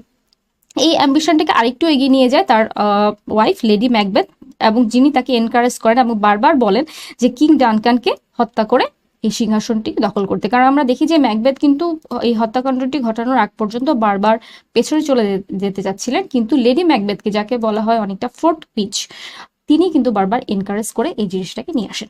Consumed by paranoia, Macbeth's tyrannical reign continues with the murder of Banquo, whose ghost later haunts him. He also has the wife and children of his rival Macduff killed. Meanwhile, Lady Macbeth is driven mad by the guilt of dice. এবং Macbeth যখন এরকম ভাবে শাসন ভার দখল করেন এবং পরবর্তীতে ডানকানের ছেলেরা পালিয়ে যায়, তারপরে কিন্তু ম্যাকবেথ কাউকে আর বিশ্বাস করতে পারেনি এবং নিজের যে ঘনিষ্ঠ বন্ধু ব্যাঙ্কু তাকেও কিন্তু হত্যা করেন, কিন্তু তার ছেলে প্লাস বেঁচে যায়। ম্যাঙ্কুকে হত্যা করার কারণ ছিল, ভবিষ্যৎবাণী ছিল যে ম্যাঙ্কুর যে বংশধররা তারাই পরবর্তীতে সিংহাসনে পাবেন, এবং ম্যাকবেথ কাউকে বিশ্বাস করতে পারছিলেন না। তিনি ম্যাকডাফ হতে শুরু করে যারাই তার সিংহাসনের প্রতি হুমকি ছিলেন তাদের সবাইকে এবং তাদের ফ্যামিলিকেও কিন্তু হত্যা করতে শুরু করেন। কিন্তু পরবর্তীতে ব্যাঙ্কুকে হত্যা করার মাধ্যমে তার মধ্যে কনসিয়াস যে জাগ্রত হয়, সেই জিনিসটাকে আমরা দেখি যে তিনি ব্যাঙ্কুর ঘোস্ট বারবার দেখতে থাকেন। এই ঘোস্ট কিন্তু উইলিয়াম শেক্সপিয়ারের প্লেগুলোর মধ্যে বারবার আসে, হেমলেটের মধ্যে দেখছি, ম্যাকবেথের মধ্যে দেখছি। এই ঘোস্টের ক্যারেক্টার কিন্তু খুব ইম্পর্টেন্ট, এবং লেডি ম্যাকবেথও কিন্তু ইকুয়ালি যে ভেতরের ইন্টারনাল যে টার্মলটা সেটা শুরু হয়, এবং গিলটি কনসিয়াস তাকে সমনাম্বুলিজম বা স্লিপ ওয়াকিংয়ে আমরা কিন্তু ওকে দেখি যে স্লিপ ওয়াকিং করছেন, এবং সেই সাথে নিজের যে হত্যাকাণ্ড করার জন্য, যেহেতু ম্যাকবেথ যখন পিছনে চলে গেছিলেন, লেডি ম্যাকবেথ নিজেই কিন্তু এই হত্যাকাণ্ডটি ঘটিয়েছিলেন, এবং তিনি কিন্তু তখন বলেন যে মৃত ডানকান বা স্লিপিং ডানকানকে দেখতে অনেকটাই তার বাবার মতো। তো তার ভেতরে যে গিলটি কনসায়েন্স, এটাও কিন্তু আমরা ওখানে দেখি, এবং সেই সাথে বলা হয় যে এই হত্যাকাণ্ডের সাথে সাথে ম্যাকবেথ এবং লেডি ম্যাকবেথ দুজনের মধ্যে যে টাই, সেটাও কিন্তু আমরা দেখি অনেকটা চলে গেছে। কারণ এর আগ পর্যন্ত ম্যাকবেথ এবং লেডি ম্যাকবেথের মধ্যে কিন্তু সলা পরামর্শ ছাড়া কোনো কাজ হয়নি, কিন্তু এই হত্যাকাণ্ডের পরে ম্যাকবেথ কিন্তু তাকে বলে ফেলে যে ইনোসেন্ট চিকের মতো তুমি সবকিছু থেকে দূরে থাকো। হাজব্যান্ড ওয়াইফের সম্পর্কটাও নষ্ট হয়ে যায়, দুজনের ইনোসেন্স নষ্ট হয়ে যায়, ইন্টারনাল পিস সবই নষ্ট হয়ে যায়। Macduff joining force with Duncan's son Malcolm leads an army to challenge Macbeth. A prophecy that Macbeth cannot be harmed by any man born of woman gives him false confidence. In the final battle, Macbeth learns that Macduff was born by a caesarean section. Macduff ultimately kills Macbeth, and Malcolm is crowned the rightful king of Scotland. Fair is foul, foul is fair. এই জিনিসটা কিন্তু three উইচেসের যে real character, যে এরা foul এবং ফাউলই থাকবে, এবং এদের প্রফেসি যেগুলো বিশ্বাস করে ম্যাকবেথ এতদূর পর্যন্ত এসেছিল যে সে আনকনকার্ড। কেন? কারণ বলা হয়েছিল যে ম্যাকবেথ ততক্ষণ পর্যন্ত পরাজিত হবে না যতক্ষণ পর্যন্ত এমন কোনো মানুষ নেই যে মায়ের গর্ভ থেকে ভূমিষ্ঠ হয়েছে এমন কেউ ম্যাকবেথকে পরাজিত করতে পারবে না। এবং সেই সাথে সে কি বলে যে যতক্ষণ না বীরনামের জঙ্গলটা এখানে চলে আসবে ততক্ষণ পর্যন্ত এই ম্যাকবেথ অপরাজিত থাকবে। কিন্তু পরবর্তীতে ম্যাকবেথ জানতে পারে যে ডানকানের ছেলে ম্যালকমের সাথে জয়েন্ট ফোর্সে ম্যাকডাফ ম্যাকবেথের ধ্বংস করার জন্য এসছে, এবং থ্রি উইচেস কিন্তু তাকে অলরেডি রিমাইন্ড করে দিয়েছে ম্যাকডাফ থেকে সাবধানে থাকবে, এবং ম্যাকডাফই পরবর্তীতে ম্যাকবেথের কিন্তু ট্র্যাজেডির ট্র্যাজেডি ঘটায়। প্রফেসিটা ছিল যে ওই যেটা বললাম যে মার পেট থেকে ভূমিষ্ঠ কেউ তাকে মারতে পারবে না, কিন্তু সে ম্যাকবেথ যেটা জানতো না সেটা হচ্ছে ম্যাকডাফ কিন্তু সরাসরি প্রক্রিয়া ভূমিষ্ঠ হয়নি, সে সিজারিয়ান সেকশনে হয়েছে, মানে কথাগুলোই ছিল একটু অন্যভাবে বলা, এবং এই জিনিসগুলোকে বিশ্বাস করে কিন্তু ম্যাকবেথ নিজের ট্র্যাজেডিটা ঘটিয়ে ফেলে। এবং ফলাফলস্বরূপ সবার শেষে যেটা হয়, ম্যাকডাফ ম্যাকবেথকে হত্যা করে, এবং সেই সাথে ম্যালকম যে ডানকানের বড় ছেলে এবং রাইটফুল ওনার অফ থ্রোন, সে পরবর্তীতে স্কটল্যান্ডের কিং এ পরিণত হয়। এবার আসা যাক ক্যারেক্টারগুলোতে। Macbeth, a brave Scottish general whose ambition leads him to murder and tyranny, he is the play's tragic protagonist. ম্যাকবেথের পুরো ক্যারেক্টার মধ্যে আমরা দেখি যে এই যে ট্র্যাজিক প্রোটাগনিস্ট, এই পুরো জিনিসটার মধ্যে কিন্তু আনচেকড অ্যাম্বিশন, এই জিনিসটাই হচ্ছে ম্যাকবেথের ট্র্যাজিক ফ্ল। এই অ্যাম্বিশনগুলোই কিন্তু তাকে টায়ারানি এবং পরবর্তীতে তার মনের যে শেষ পর্যন্ত ভেতরে যতটুকু ভালো ছিল সেই জিনিসটা কিন্তু শেষ করে। তো ম্যাকবেথের শেষের অংশটা যে জিনিসটা বেশ স্ট্রাইকিং, সেটা হচ্ছে সে কিন্তু কাওয়ার্ডের মতো মারা যায়নি, বরঞ্চ বীরের মতো মারা গেছে। লেডি ম্যাকবেথ, ম্যাকবেথ's ambitious and ruthless wife, he initially pushes him to commit murder but is later consumed by guilt. All the perfumes of Arabia will not sweeten this little hand. সমস্ত আরবের আতরেও এই রক্তের গন্ধ যাচ্ছে না। Lady Macbeth or the fourth witch, সে কিন্তু একই রকম ভাবে অ্যাম্বিশাস এবং রুথলেস ছিল, এবং ম্যাকবেথ যখন এই প্রফেসিগুলো তার ওয়াইফকে জানায়, সে কিন্তু বারবার করে স্বামীকে রিমাইন্ড করে যে তোমার মধ্যে মানবিক গুণাবলী অনেক বেশি, এবং সেই এই হত্যাকাণ্ডটা ঘটায়। তো লেডি ম্যাকবেথ ইকুয়ালি অ্যাম্বিশাস এবং রুথলেস, কিন্তু পরবর্তীতে নিজের গিল্ট কনসিয়াস কিন্তু তাকেও হত্যা করে। The Three Witches, the Weird Sisters, supernatural beings whose prophecies spark Macbeth's ambition and predict his downfall. Three Witches এর ক্যারেক্টারগুলো কিন্তু খুব important. Fair is foul, foul is fair কিন্তু অনেকবার এসেছে। তারা যা প্রফেসিগুলো করেছিলেন সেগুলো কিন্তু ছিল ডাবল মিনিং। এই ডাবল মিনিং জিনিসটাই কিন্তু আনচেকড অ্যাম্বিশনের মাধ্যমে এই পুরো ম্যাকবেথের ট্র্যাজেডি ঘটানোর জন্য দায়ী, এবং তারা কিন্তু শেষ পর্যন্ত বিভিন্নভাবে রোল প্লে করে যাচ্ছিল, যতক্ষণ না পর্যন্ত হেকাটে তাদেরকে রিমাইন্ড করছিল ম্যাকবেথের লাইফ থেকে ইন্টারফেয়ার না করতে। Banquo, a noble general and friend to Macbeth whose children are prophesied to be kings, he serves as a moral contrast to Macbeth. Macbeth এবং ব্যাংকু দুজনে একই রকম বন্ধু, কিন্তু দুজনের মধ্যে পার্থক্য ছিল অ্যাম্বিশন নিয়ে, এবং শুধু অ্যাম্বিশন নিয়ে না, যখন এই থ্রি উইচেস দুজনকেই এনকাউন্টার করে এবং ব্যাংকুকেও যখন জানানো হয় যে সে রাজা হবে না কিন্তু তার বংশধররা রাজা হবে, ব্যাংকু কিন্তু এই কথাটিকে একেবারেই গুরুত্ব দেয়নি। কিন্তু এখানে আমরা দেখি যে একটা গুরুত্বপূর্ণ থিম, যে ফেট ভার্সেস ফ্রি উইল, এই জিনিসটার মধ্যে আমরা দেখি যে ফেটের থেকে কিন্তু ব্যাংকু সে বিশ্বাস না করেও এটা থেকে উদ্ধার করতে পারেনি, এবং সেই সাথে ম্যাকবেথেরও কিন্তু একই অবস্থা, সে তার ফ্রি উইলের চেষ্টা করেও কিন্তু ফেটের কাছে হার মেনেছে।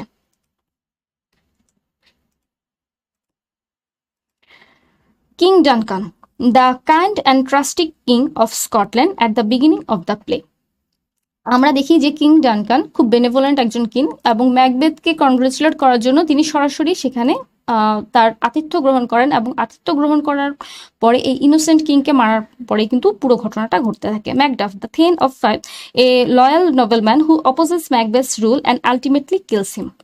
ম্যাকডাফ এখানে কিন্তু ম্যাকবেথের ট্র্যাজেডির কারণ বা হত্যার কারণ। Malcolm, king Duncan's elder son and rightful heir to the throne. Hecate, the goddess of witchcraft who appears to direct the Weird Sisters. Fiancé, Banquo's son who escapes being murdered. Donalbain, King Duncan's younger son. এরা একটু minor character, আমরা নামগুলো just জেনে যাব, তবে Macduff নামটা অবশ্যই মনে রাখতে হবে, ম্যাকডাফ বেশ important character.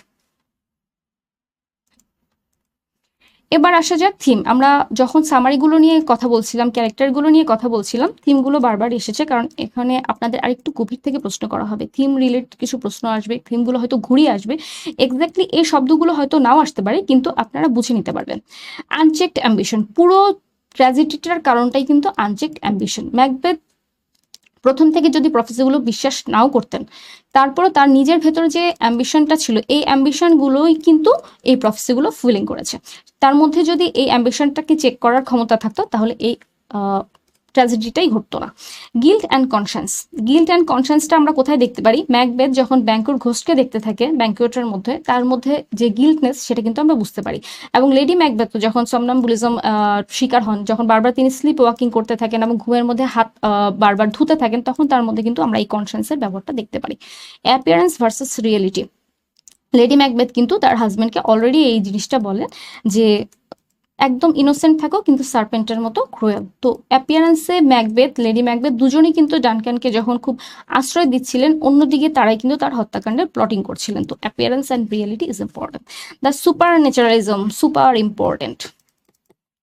Super natural element পুরো ম্যাকবেথের মধ্যে খুব বেশি ইম্পর্টেন্ট, এবং এটার কারণ ছিল ওই যে বললাম যে প্যাট্রনি ছিলেন সুপার ন্যাচারালিজমের প্রতি ইন্টারেস্টেড, তাই থ্রি উইচেস এটা কিন্তু খুব বেশি ইম্পর্টেন্ট ক্যারেক্টার। এবং আমার মনে হয় ম্যাকবেথ থেকে যদি প্রশ্ন হয়, Macbeth, lady Macbeth, three witches, এই তিনটা ক্যারেক্টারের মধ্যে থেকে অবশ্যই আসবে। আপনারা এই রিলেটেড কোটেশনগুলো, এই রিলেটেড ঘটনাগুলো একটু মনে রাখার চেষ্টা করবেন। কিংশিপ অ্যান্ড টাইরানি, এটা নিয়ে বেশি কিছু বলার নাই, এই আনচেকড অ্যাম্বিশনের মধ্যে এটা চলে আসবে। ফেমাস কোট, ম্যাকবেথ এবং হেমলেটের মধ্যে সব থেকে বেশি কোটেশন আসার সম্ভাবনা, কারণ আমরা যদি আগের প্রশ্নগুলো দেখি তাহলে দেখবো যে শেক্সপিয়ার থেকে যতগুলো প্রশ্ন এসছে, মূলত প্রশ্নগুলো এসেছে হেমলেট, ম্যাকবেথ, কিং লিয়ার, তারপরে এসেছে Merchant of Venice, As You Like It. এর বাইরে খুব একটা প্রশ্ন হয়নি, তাহলে এখান থেকে কোটেশন আসার সম্ভাবনা কিন্তু খুব বেশি। Fair is foul and foul is fair, three which is important. Yet do I fear thy nature, it is too full of the milk of human kindness. Lady Macbeth এই ক্যারেক্টার, এইখানে অংশ কিন্তু তাকে বোঝা যায় যে তার মধ্যে ফোর্থ উইচের ক্যারেক্টারটা কোথায় আসে। Look like the innocent flower but be the serpent underneath. Appearance versus reality.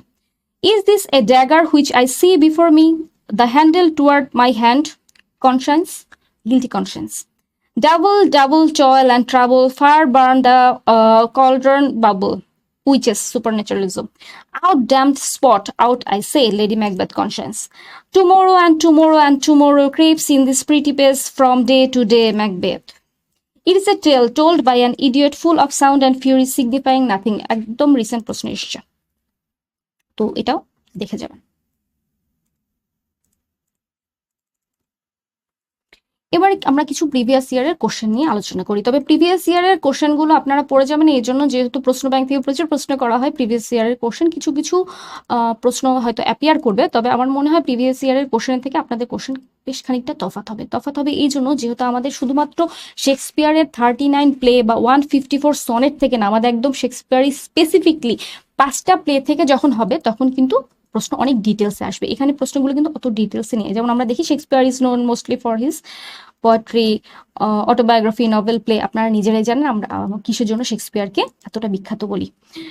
Who wrote the place the Tempest and the Midsummer Night's dream?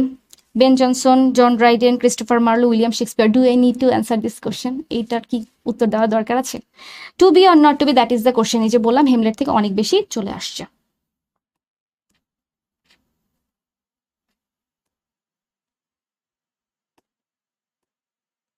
আমার মনে হয় ইতিমধ্যে আপনারা এই প্রশ্নগুলোর উত্তর নিজেরাই দিয়ে দিয়েছেন এবং ভাবছেন যে এত সহজ প্রশ্ন আসবে না। আসলে এত সহজ প্রশ্ন আসবে না। The sentence who would have thought Shylock was so unkind expresses merchant of Venice এখানে দেওয়ার কারণ হচ্ছে এটা প্রিভিয়াস ইয়ারের কোশ্চেন থেকে এসেছে। এই সাবজেক্টিভে হয়তো ইম্পর্টেন্ট না, কিন্তু ওই যে বললাম আপনাদের 105 নাম্বারের লিটারেচার আছে, ওখানে এটা কিন্তু important.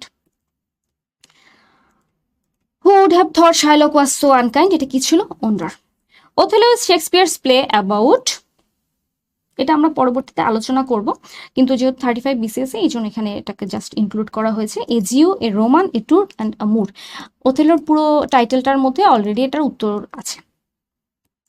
Two be or not to be, that is the question, is a famous dialogue from Hamlet. কোটেশনগুলো অবশ্যই মনে রাখতে হবে। ফ্রেলটি, দাই নেম ইজ ওমেন। ফ্রেলটি শব্দটাই কিন্তু উইলিয়াম শেক্সপিয়ার নিজে ইনভেন্ট করেছিলেন। উইলিয়াম শেক্সপিয়ার প্রায় 600 শব্দ কিন্তু এই হেমলেটের মধ্যে নিজে ব্যবহার করেছেন, যে শব্দগুলো আগে ব্যবহার হয়নি। যেমন আইবল শব্দটা, সোয়েগার শব্দটা, এই শব্দটা কিন্তু উইলিয়াম শেক্সপিয়ার নিজে ইনভেন্ট করেছিলেন। তো ফ্রেলটি এই শব্দটাও তাই একটা খুবই কমন কোশ্চেন, আমার মনে হয় আসলেও আসতে পারে। The Merchant of Venice is Shakespeare's play about Jew. Fill in the blank is Shakespeare's last play. As you like it, Macbeth, Tempest, Othello, কি মনে হয়? Tempest, আপনারা জানেন। Swan Song. Shakespeare composed much of his play in what sort of form? Alternative verse, sonnet form, iambic pentameter, metallic hexameter. Iambic পেন্টামেটারের বলা যায় যে master ছিলেন তিনি। মোটামুটি এই আয়াম্বিক পেন্টামেটার যত বেশি উইলিয়াম শেক্সপিয়ার তার প্লেতে ব্যবহার করেছেন আর কেউ অত বেশি করেননি। তো এ পর্যন্ত ছিল আমাদের ফার্স্ট লেকচারটি। এর মধ্যে থেকে আমার মনে হয় একটু ডিটেলসে আপনারা যখন পড়বেন, কোটেশনগুলো বারবার মনে রাখার চেষ্টা করবেন, ক্যারেক্টারগুলো বারবার মনে রাখার চেষ্টা করবেন, থিমগুলোকে মনে রাখার জন্য ক্যারেক্টারগুলোকে অ্যানালাইসিস করাটাই যথেষ্ট, এবং সামারিগুলোকে একটু শুনে নেবেন, পড়বেন। যতবার পড়বেন ততবার ভালো হবে। এই পুরো জিনিসটা, এই পুরো বিসিএসটা আপনাদের কত বেশি তথ্য মনে রাখা সম্ভব এবং সেটাকে কত নির্ভুলভাবে আপনারা এমসিকিউতে অ্যাপ্লাই করতে পারবেন সেটার উপরেই নির্ভর করছে। আজকে তাহলে এ পর্যন্ত। যদি কোনো প্রশ্ন থাকে আপনারা কমেন্ট সেকশনে লিখতে পারেন।